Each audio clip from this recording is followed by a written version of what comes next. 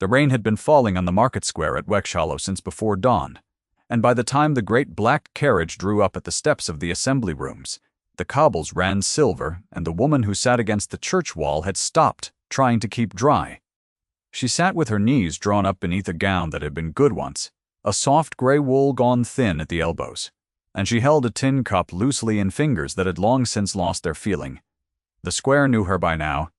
The square had decided what she was. A beggar, the market women said when they said anything at all. A beggar who had come from nowhere with a child's shoe in her pocket and no name worth the asking. When the carriage door opened and the man stepped down, the whole square seemed to draw in its breath. He was tall, dressed in a fitted coat, the color of deep water, and he moved through the rain as though it had been instructed not to touch him. People made way. A footman hurried with an umbrella that the man waved aside. And then, for reasons no one in the square could afterward explain, he stopped. He looked at the woman against the church wall, at the tin cup, at the gray gown darkened nearly to black with wet. And something in his face went still, in a way that had nothing to do with pity. Stay with me through this one, because what she did with the coins he gave her is the thing the whole square would be talking about by nightfall. And it is the thing that began everything. He reached into his coat. He drew out a small handful of coins, more than a beggar in that square might see in a season. And he held them out to her without a word. And she took them. She closed her cold fingers around them, and she rose, unsteady, to her feet. She did not, however, put them in her cup, and she did not hide them in her gown. She turned, and she crossed the wet stones to where a small boy, in a fine wool coat, stood half-hidden behind the footman. A boy of perhaps 6, with the man's own dark hair. And she knelt in the rain and pressed every coin into the child's hands. What she did not yet know, what none of them knew, was that the man watching her was the one person in England who could not bear to be reminded of a child and a gift and a debt unpaid. The boy was his ward and his heir, the orphaned son of his dead brother, and the man had not been able to look the child full in the face for the better part of a year. He stood now in the rain and watched a beggar give a stranger's child everything she had been handed. And he did not understand why his chest had gone tight, only that it had. Her name was Eleanor Vance, though no one in Wexhallow had bothered to learn it, and she was 24 years old. 6 months before, she had been the daughter of a country physician with a small house and a smaller fortune, neither of which had survived his death. The fever that took her father had taken the practice with him, and the cousin who inherited the house had been swift and sorry and final. She had a quarter's wages owed to her from a position that no longer existed, a reference from a dead man, and a single child's shoe she could not have explained to anyone, sewn into the lining of her cloak. She had walked to Wexhallow because it was the last place a coach would carry her without a fare, and she had stayed because she had nowhere else to be. The man was Adrian Hale, the Duke of Morncliffe, and the boy was Thomas, and the coins were already warm in the child's small hands by the time the Duke found his voice. He did not thank her. He did not ask her name. He looked at her for one long moment, with an expression she could not read. And then he turned and went up the steps into the assembly rooms, and the boy was hurried after him, and the carriage stood empty in the rain. Eleanor sat back down against the church wall with her cup empty and her hands emptier, and she did not regret it. She had seen the boy's face. She had known what it was to be a child. No one looked at directly. She would have given him the coins again. By evening the story had grown the way stories grow in a small town. The mad beggar woman who threw away a duke's charity, the strange creature who would not take a kindness, Mrs. Pell, who kept the chandler's shop and considered herself a Christian woman, said it proved the girl was not right in the head, and that the parish ought to do something before she frightened the better sort of customer. Eleanor heard it through the open shutter as she passed, and she kept walking, and she did not let her face change. She had learned that much. A face that does not change cannot be taken from you. The Duke of Morncliffe had come to Wexhallow for a single fortnight, to settle the affairs of an estate on the edge of the town that had come to him with the title, and he had brought the boy because the great house in the north had become a place neither of them could breathe in. He had buried his brother there. He had buried, the year before that, the wife he had married, for reasons that had seemed sound, and had turned out to be the cruelest thing he ever did to another living person. The town did not know this. The town knew only that the Duke was cold, that he spoke little, that he had a way of looking through a room as though searching it for something he had already accepted he would not find. He could not sleep. That night, he stood at the window of the borrowed house and watched the rain ease. And he thought about the woman in the gray gown, and he was angry with himself for thinking about her at all. A man in his position did not think about beggars. A man in his position thought about settlements and entails, and the boy's future, and the long gray corridor of duty that stretched ahead of him. Still, he kept seeing the way she had knelt. Not the way a supplicant kneels. The way a person kneels who has decided that the thing in front of her matters more than her own comfort and means it. In the morning, he sent his steward to find her. Not out of charity, he told himself. Out of a question he could not. Let alone. The steward came back to say the woman had been seen near the old physician's row, that she did piecework mending when she could get it, that she slept where she could, and that the parish meant to move her on within the week as a vagrant. The Duke listened to all of this, with his face very still. Then he said a thing that surprised his steward, and surprised himself more. He said that the woman was to be offered honest work, and that she was to be told the offer came from the household and not from him.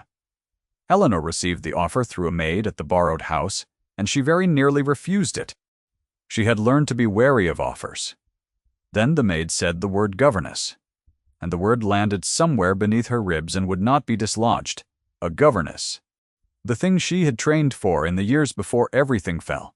In the lamplit evenings when her father had taught her Latin and French and the use of globes because he had no son and would not waste a clever daughter. The position was for the Duke's ward, the maid said. A boy of 6 who would not speak. She came to the house the next morning in her gray gown, the only gown she had, and she was shown into a library that rose 2 stories to a painted ceiling. Candle lit, even at midday, against the rain, the shelves climbing into shadow. The Duke was standing at the far window, with his back to the door, and he did not turn when she entered. He said only that the boy was difficult, that 3 governesses had left within the month, and that he expected she would do no better. He said it the way a man lays down a weight he is tired of carrying. Eleanor looked at the back of his fine coat and understood that he wanted her to fail, because failing was familiar. And she said, in a voice steadier than she felt, that she did not expect the boy was difficult at all. She expected he was grieving. There is a great difference, she said, and a child knows it even when no one else troubles to. The Duke turned then. It was the first time she had seen his face in full light, and she understood why the square had been afraid of him. There was a stillness in it, like ice gone hard over a deep river, and beneath the stillness, something that moved. He looked at her for a long moment. Then he said she might begin at once, and that he would not interfere, and that she should not expect to see much of him. Each sentence was a small door closing. Eleanor curtsied and said, "Your Grace," and went to find the boy. She found Thomas in the nursery, sitting on the floor by the cold grate, with the Duke's coins laid out in a neat row before him, all 12 of them, untouched. The room was a fine one, papered in a pattern of small ships, a rocking horse in the corner, with its mane brushed and its paint unworn, a shelf of toys arranged by a careful hand and plainly never disturbed. The boy sat among all of it as though it belonged to someone else. He did not look up when she came in. She did not make him. She did not say his name or ask him how he did, or kneel in front of him with the bright false brightness that the 3 governesses before her had no doubt all tried. She sat down on the floor beside him, instead, in her gray gown, on the bare boards a little distance from the carpet, close enough to be company and far enough to be no threat, and she said nothing at all for a long while. She looked at the coins. She let the silence be a thing they were doing together, rather than a thing she was waiting to end. Outside, the rain went on against the nursery window. At last she said quietly, not turning her head, that she had been the one who gave in the coins, in the square, in the wet, and that she had given them to him because he had looked, standing behind the footman, the way she felt most days, and she had wanted him to have something solid in his hands to hold on to. She said she had not meant for everyone to make such a noise about it. She said she was sorry if they had. The boy turned the smallest amount toward her, not his whole body, only his face, and looked at her sidelong from under his dark hair, measuring her the way the ill-used learn to measure. It was not speech. It was a beginning all the same, and she had learned to recognize beginnings, having survived so long on so few of them. The household watched her with the particular attention a household gives to a newcomer it expects to be gone within the fortnight. The housekeeper, Mrs. Brearley, a square and watchful woman who had served the family 30 years, said little and saw everything. The Duke kept to his study and his correspondence and the long settling of the estate, and he did not interfere, exactly as he had promised. Yet Eleanor began to notice that, on the mornings, she walked the boy in the walled garden. The Duke happened to have business at the window that overlooked it. That when she read to Thomas in the gallery, a door that was usually closed stood open. She told herself it was the natural watchfulness of a guardian. She was wrong, and the audience watching her would have known she was wrong. But Eleanor had buried the part of herself that hoped, and a buried thing does not easily see daylight. There was a morning in the second week when the boy spoke for the first time. The frost had come in the night and gone again by 9, leaving the walled garden silvered and dripping, and Eleanor had brought him out because a child who would not speak indoors will sometimes loosen in the open air, where there is no ceiling to press the words back down. She had been naming the things that grew there, the late roses gone heavy and brown at the edges, the rosemary that smelled of resin when she crushed a leaf between her fingers and held it to him, the espaliered pear nailed flat against the south wall like a thing pinned for study. Thomas had not answered any of it. He had walked beside her with his small gloved hand resting in hers, not gripping, simply allowing, which was as much as he allowed anyone. Then he had crouched at the foot of the wall to look at a snail making its slow, shining road across a stone, and he had stayed crouched there a long while, and Eleanor had crouched with him and waited, because she had learned that waiting is the larger half of teaching. And the boy had said quite clearly, in a voice rusty from 11 months of disuse, that his mother had liked snails. It was the first full sentence anyone in the household had heard from him since the spring. Eleanor did not exclaim. Everything in her wanted to, and she did not, because she understood that a held breath would tell him his words were strange and frightening, and she meant them to be ordinary. She meant them to be safe. She looked at the snail and said that it was a very fine one, the finest she had seen all autumn, and asked whether his mother had given them names. And the boy said yes, that his mother had called the small ones by the names of bishops, and he laughed, a single startled sound as though it had surprised him too. And then he began haltingly to talk, the dam giving way a handful of words at a time. What Eleanor did not see, because her back was to the house, was the Duke standing at the garden door, where he had come to say something he then did not say, his hand flat against the cold frame, his face, for once, entirely undefended. He had not heard the boy's voice in 11 months either.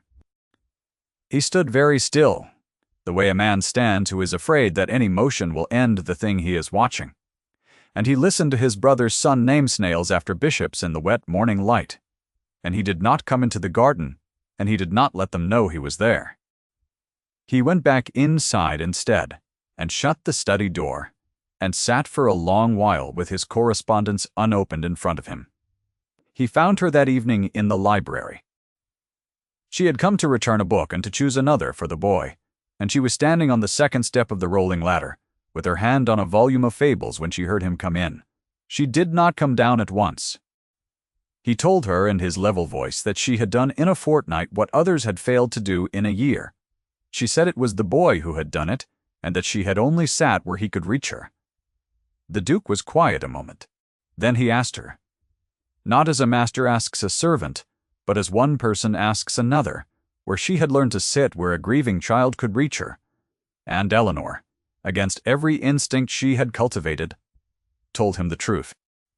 She told him about her father, about the Latin and the globes, about the house that was no longer hers. She did not tell him about the small shoe sewn into her cloak. Some things are not for telling. He listened without moving. When she had finished, he said only that she should eat something, that Mrs. Burley would see a tray sent up, that she was thinner than was sensible for the work. It was a command. It had the shape of a command. Eleanor had begun, though, just begun, to hear the thing underneath the shape, and the thing underneath was not coldness, and her face grew warm in the candlelight. In a way she was glad the shadows hid. She came down the ladder. They stood for a moment closer than the room required, the candle between them, neither of them stepping back. Then she said, "Good night, Your Grace," and went up to the boy, and her heart was doing something foolish that she meant to have a stern word with later.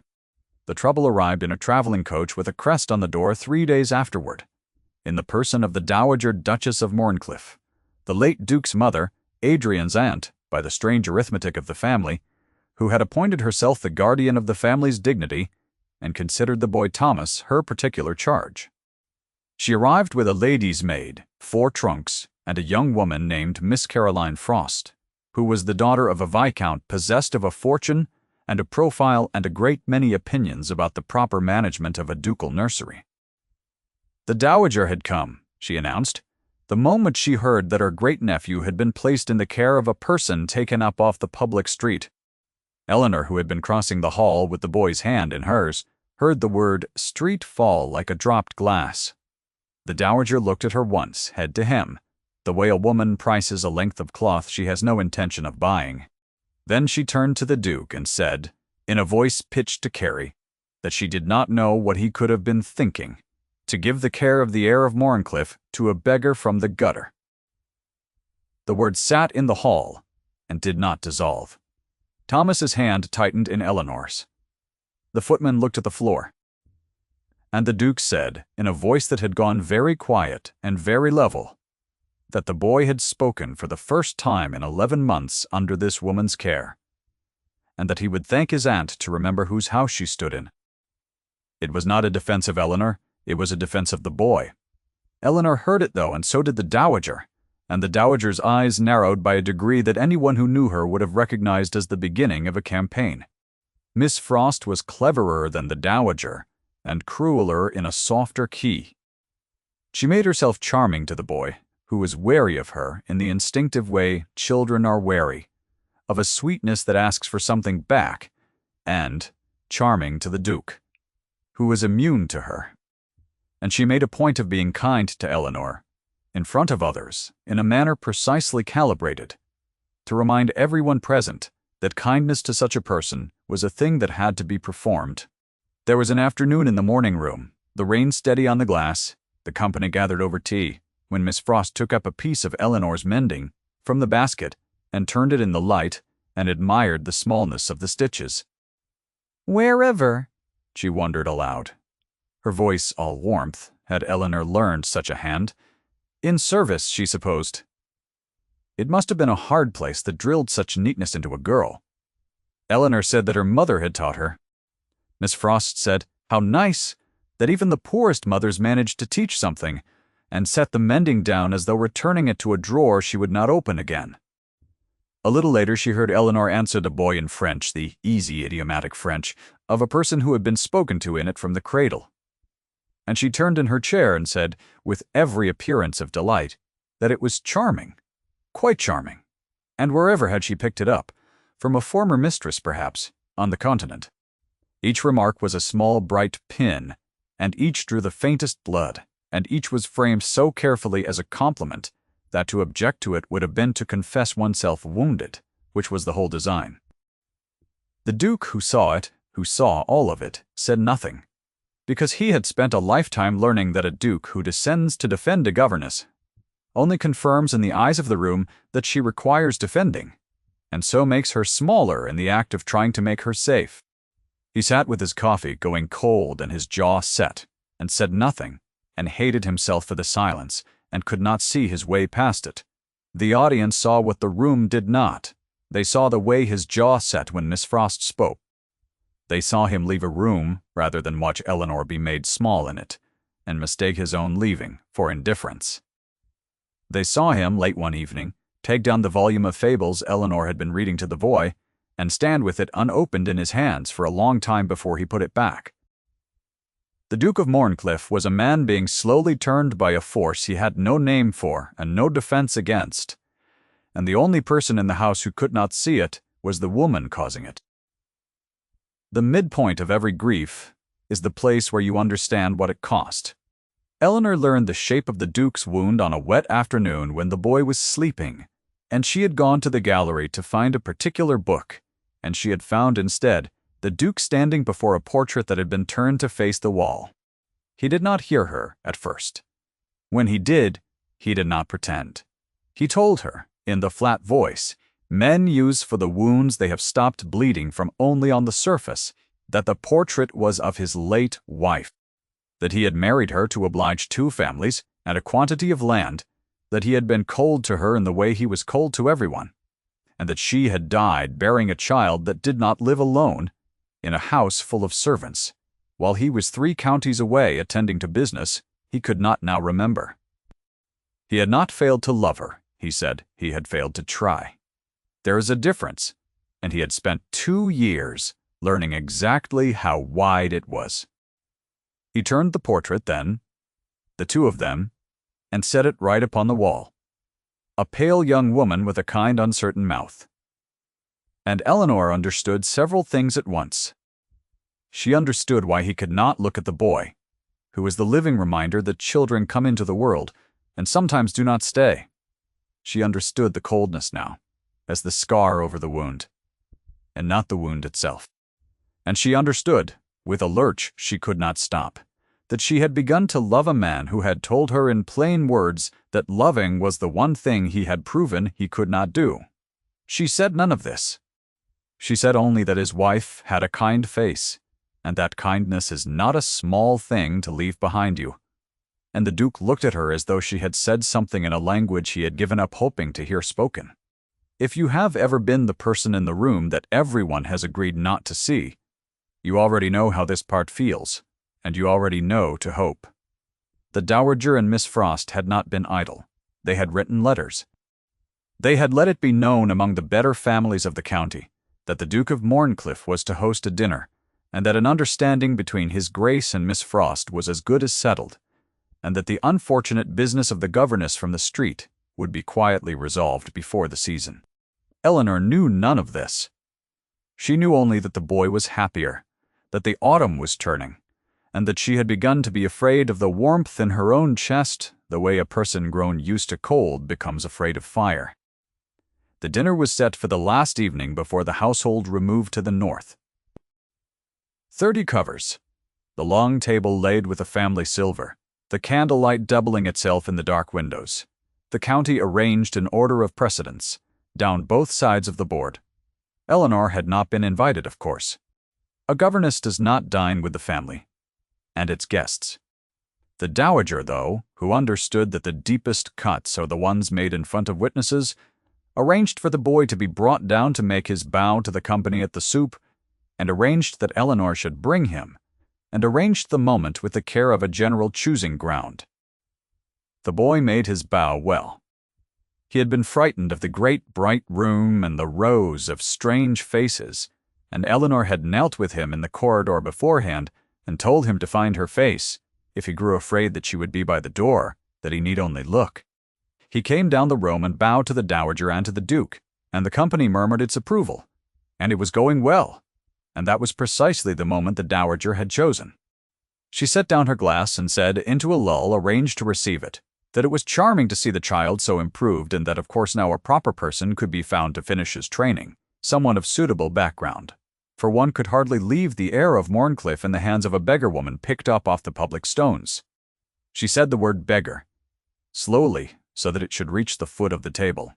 It was the 3rd time Eleanor had heard herself so named, and the cruelest, because this time the boy heard it too, and turned to look at her with a child's open horror at hearing someone he loved insulted.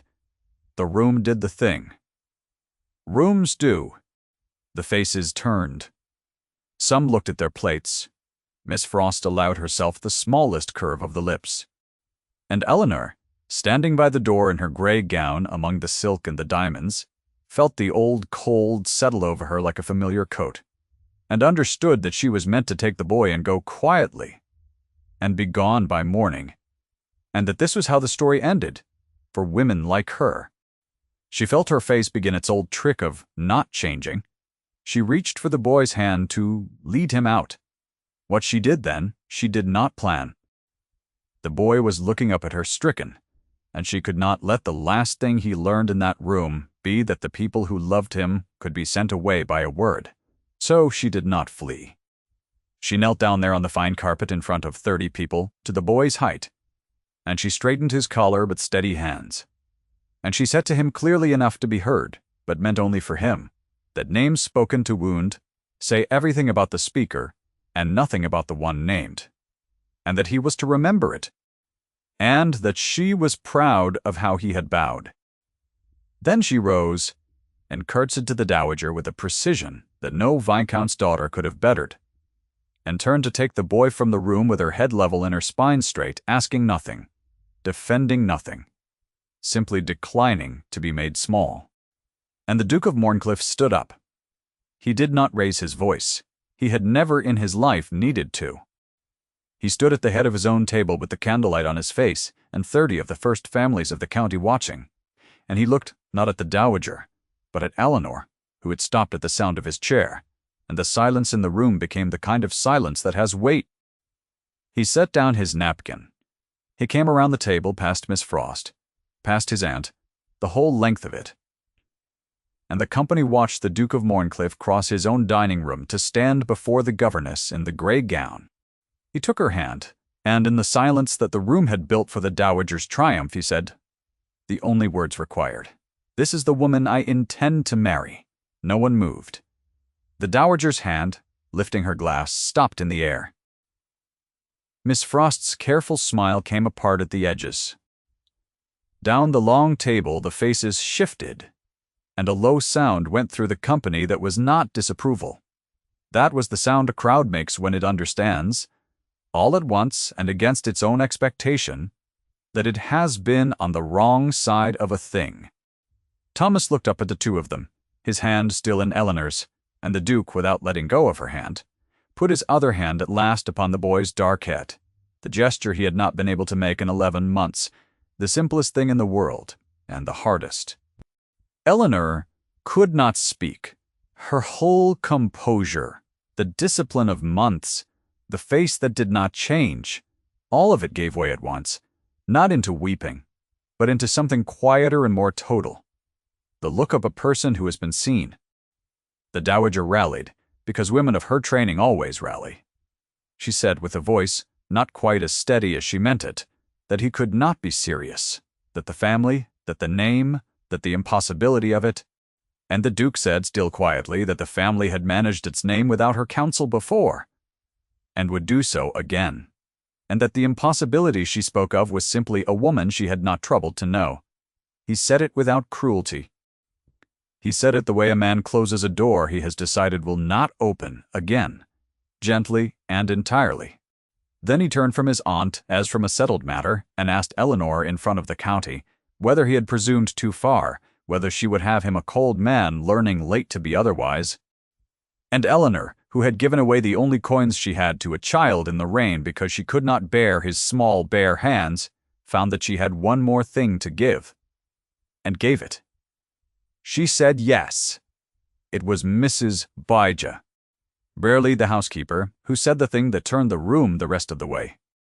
She had come in with the fish and stood now near the door.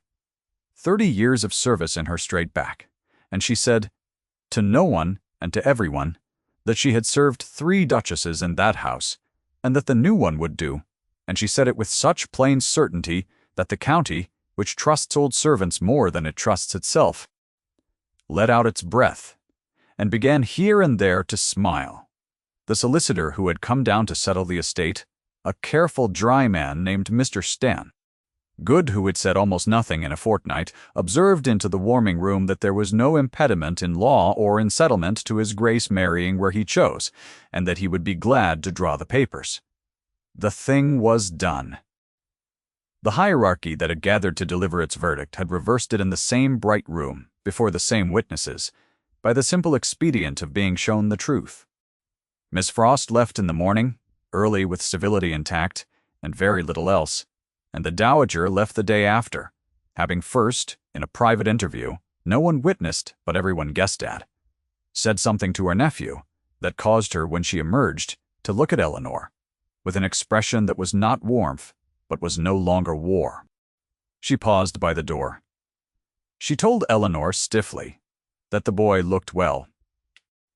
It was as near to an apology as her training permitted, and Eleanor, who understood the cost of small surrenders, received it as the larger thing it was and inclined her head and let the older woman keep her dignity. The audience was not owed a destroyed enemy, only a corrected one, and a new home named. They were married quietly, 6 weeks later, in the small church at Morncliffe, with the snow beginning outside the windows, the boy standing up beside the Duke in a coat made new for the occasion, Mrs. Brearley weeping frankly into a handkerchief she pretended was for the cold. There was no crowd. Eleanor had wanted none. She had been the woman the world looked through for long enough. She had no wish to be the woman the world stared at. She wanted only the few faces that had been kind, and the boy, and the man, and the quiet. That evening, when the small party had gone and the boy was asleep, the new Duchess of Morncliffe sat with her husband by the fire in the library that rose 2 stories into shadow. The snow falling steadily now against the tall, dark windows, the candles burned low. She took from the pocket of her gown a small thing she had carried through everything, through the death of her father, and the loss of the house and the long, cold months in Wexhollow, and she set it on the table between them. It was a child's shoe, a single worn small shoe of soft red leather, no bigger than a man's hand. He looked at it, and did not understand, and she told him. She told him it had been her brother's, the brother who died at 4 years old when she was 8, the only sibling she had ever had, and that she had carried it for 16 years because it was the only proof she had that she had once belonged to people who belonged to her. She told him that this was why she had not been able to leave the boy unlooked at in the square, that a child in want had only ever meant one thing to her. The Duke was quiet for a long time. Then he reached out and closed her hand around the little shoe, the way she had once closed a boy's hand around 12 coins in the rain, and he said that she belonged to people, now that the house was hers, that the boy was theirs, and that she need never again carry her proof in her pocket, because it was written now in every room she walked through. The fire settled, the snow came down. On the windows the new Duchess had claimed, and in the nursery above them the boy slept with the 12 coins still laid out in their neat row on the mantel, where he had refused to let anyone move them, because they were the first thing anyone had put into his hands and meant, "Thank you for staying to the end of this one." If Eleanor and the boy and the cold man learning to be warm have stayed with you, leave a word below and tell me the moment that moved you. And then, go and look, as she did, at whoever in your own square the world has decided not to see.